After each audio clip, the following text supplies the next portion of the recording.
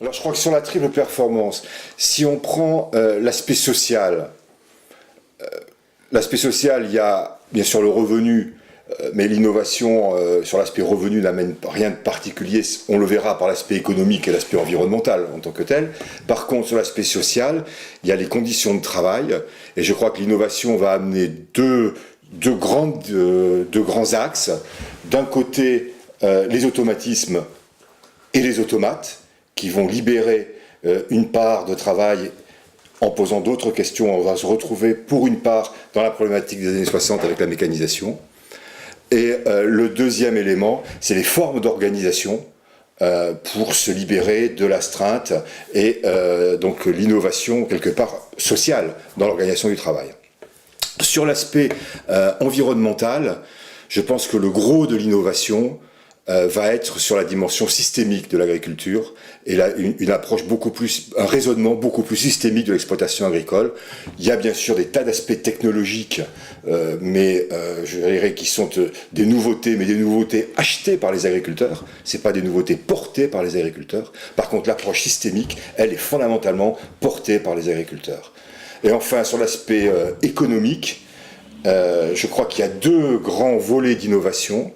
Il y a l'aspect de l'innovation dans les relations avec le consommateur, avec le premier élément qui paraît basique, mais dont on s'écarte, c'est de produire ce dont le consommateur a envie et ce qu'il est prêt à acheter. Et quand on regarde, par exemple, en viande bovine, on a un champ d'innovation phénoménal. Et l'autre élément, c'est encore une fois l'innovation dans les techniques de production et dans la gestion des systèmes de production pour s'adapter à la variabilité des cours, qui est un aspect qu'il faut considérer pour les 10 ans ou 15 ans à venir comme normal, une variabilité plutôt haute, mais variable. Donc les trois éléments, pour l'aspect environnemental, je dirais systémique, pour l'aspect économique, l'aspect organisation et pilotage de l'entreprise agricole, et pour l'aspect social, la dimension organisation du travail et l'aspect automate. Alors, je pense que, j'ai l'impression qu'il y a trois domaines qui bougent en ce moment, et pour certains très très vite.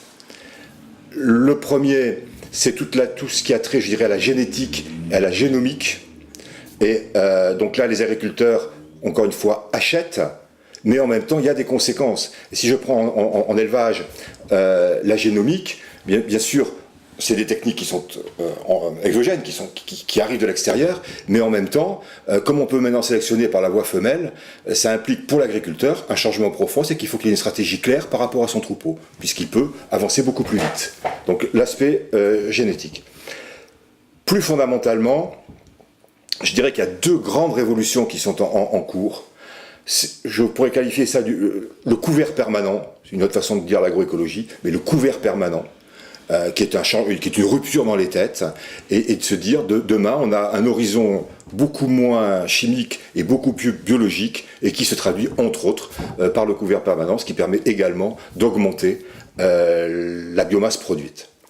Et la troisième révolution, qui elle est la plus rapide, c'est le numérique, qui va changer beaucoup de choses en agriculture, à la fois dans les techniques de production, dans les compétences nécessaires pour être agriculteur, et dans la façon de travailler. Alors bien sûr, il y a toute l'agriculture de précision, dont on espère qu'elle va créer un nouveau paradigme permettant une nouvelle intensification respectueuse de l'environnement, mais il y a également tous les modes de communication que l'agriculteur pourra avoir avec les consommateurs, mais aussi que le consommateur demandera, parce qu'il y aura des flux poussés et des flux tirés, et ça va aller très très vite.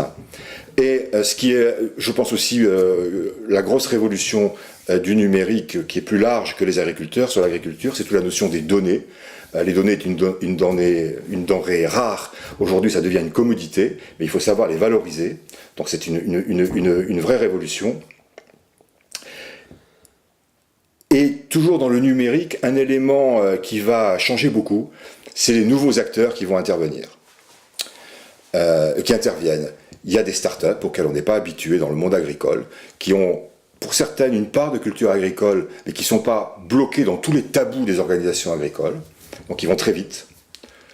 Il y a le secteur amont, l'agro-industrie et le machinisme, qui par le numérique va arriver très vite dans les entreprises agricoles, mais également en aval, vraisemblablement la grande distribution, qui va remonter par le numérique dans les exploitations agricoles. Donc c'est un véritable enjeu majeur pour les années qui viennent. Alors, si on se projette, je crois qu'il y a une donnée essentielle à prendre en compte, c'est la rapidité. Dans le monde de l'élevage, on va comprendre tout de suite. La génomique s'est allée très vite. Le numérique, ça va encore plus vite. Le big data, il y a 3 ans, personne n'avait entendu parler de ce mot. Si je vous dis la blockchain, il y en a peut-être la moitié d'entre vous qui n'ont pas encore entendu ce mot, et personnellement, il y a 3 mois, je n'en avais pas entendu parler. Et on en entend parler tout de suite en disant que ça pourrait mettre une partie des banques par terre.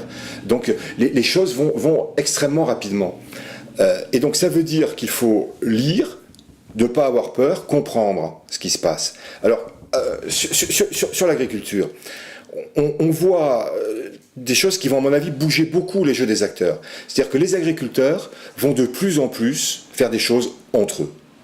Il y a des plateformes qui sont en train de se mettre en place, notamment là, je crois que la FNSEA en a une, ou AgriFood, je ne sais plus très bien comment c'est lié entre les deux, un gros projet là-dessus, permettant l'innovation entre les agriculteurs. Ce qui pose derrière la question des organismes de conseil, comment ils vont se positionner demain.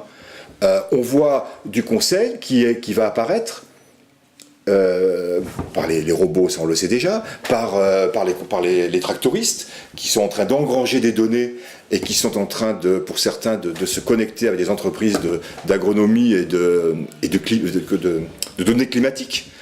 Donc qui va permettre de générer de la connaissance et d'apporter du conseil directement opérationnel.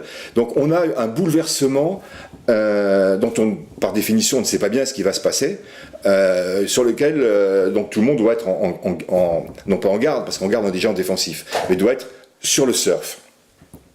Et je crois qu'un grand élément aussi, si on se projette à 10 ou 15 ans, je dirais, c'est que, comme une partie de la société, je caricature, mais on termine, les gens ne travailleront plus. On ne conduira plus le tracteur, on ne traite plus les vaches déjà. Je caricature, je vais un peu vite, mais on ne conduira plus le tracteur. Donc il faudra regarder le métier complètement autrement. Et c'est passionnant.